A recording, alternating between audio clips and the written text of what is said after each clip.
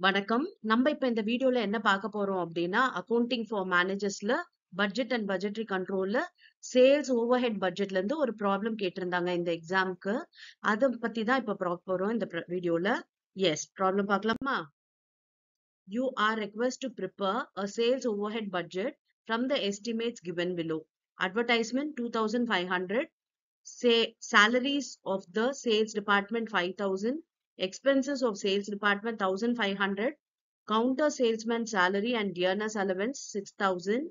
Commission to counter salesman at 1% on their sales. Traveling salesman commission at 10% on their sales and expenses at 5% on their sales.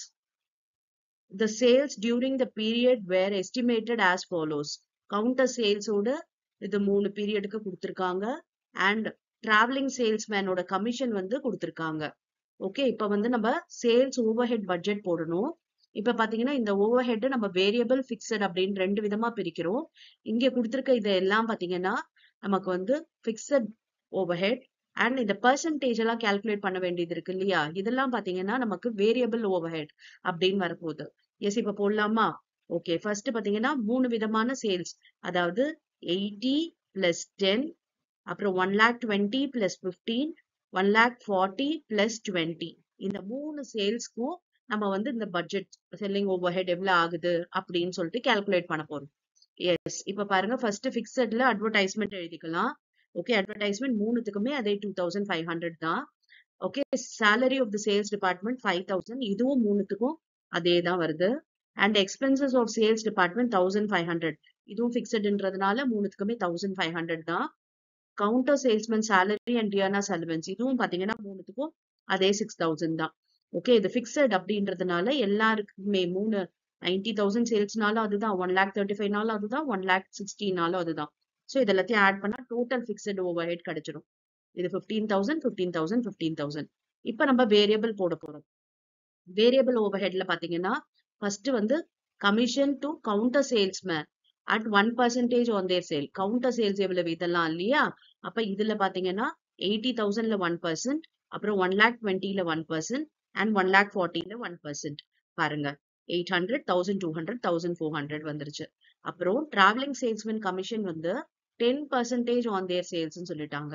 அப்ப travelling சேல்ஸ்மேனோட commission பாத்தீங்கன்னா இந்த 10% இதுல calculate பண்ணும். அப்ப 10,000ல 10%, 15,000ல 10% and 20,000ல 10%. ஓகேவா? So 1,000, 1,500, 2,000 வந்துருச்சு.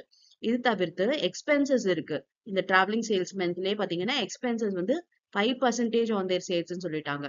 அப்ப இந்த 10,000ல 5%, அப்புறம் 15ல 5%, 20ல 5% போடணும். ஓகே, எஸ், 500, 750, 1,000 இதெல்லாம் தான் வேரியபிள் செல்லிங் ஓவர்ஹெட். இப்ப இது எல்லாத்தையும் ஆட் பண்ணிக்கலாம். பாத்தீங்கன்னா 2,300 வருது அண்ட் 3,450 வருது, 4,400 வருது. ஓகேவா? இப்ப நமக்கு டோட்டல் ஓவர்ஹெட் வேணும். டோட்டல் ஓவர்ஹெட்னா இந்த 15,000 பிளஸ் 2,300, இங்க 15,000 பிளஸ் 3,450, 15,000 பிளஸ் 4,400. ஓகே, பாருங்க, டோட்டல் ஓவர்ஹெட் 17,300, 18,450, 19,400. ஓகேவா? இதுதான் செல்லிங் ஓவர்ஹெட் பட்ஜெட். ஓவர்ஹெட் எவ்வளவு ஆகுது அந்த சேல்ஸ்க்கு அப்படின்றத கால்குலேட் பண்றது. ஓகேவா? இப்ப இந்த 90,000 சேல்ஸ்க்கு 17,300 ஓவர்ஹெட், அப்புறம் 1,35,000க்கு 18,450 ஓவர்ஹெட் அண்ட் 1,60,000க்கு 19,400 ஓவர்ஹெட்டா வந்திருக்கு. ஓகேவா?